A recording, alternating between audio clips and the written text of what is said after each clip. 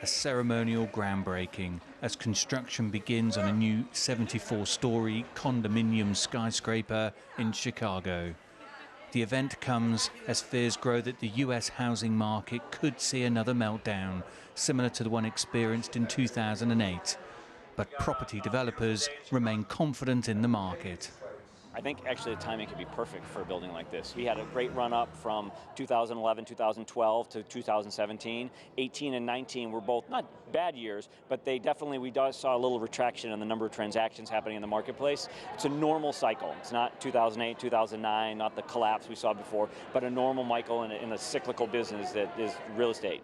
It may not look like much right now, but some of the apartments that will be built here are listed at more than $8 million.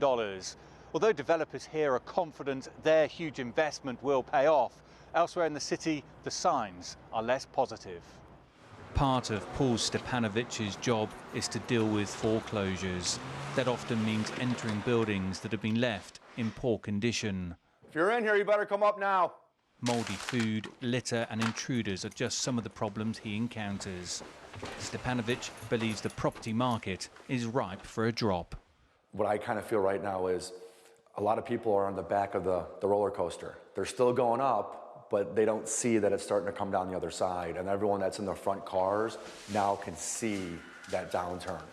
This time around, the bomb's going to be a little bit slower, and it's going to happen a little bit longer. The Trump administration warns that the US housing finance system is worse off today than in 2008. It says Fannie Mae and Freddie Mac, the two government-controlled enterprises that stand behind half of the country's mortgages, are woefully undercapitalized. A complete overhaul, says Trump's team, is what's needed. Abul Jalvand is a professor of finance at the Quinlan School of Business at Loyola University, Chicago.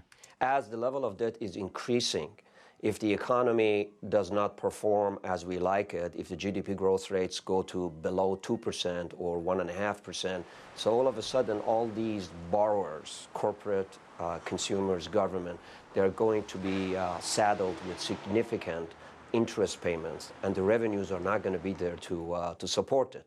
So if that happens, then it is possible that the consumers may not be able to support their mortgages. Sales of new single-family homes are on the slide, with median house prices in September down 8.8% from a year ago.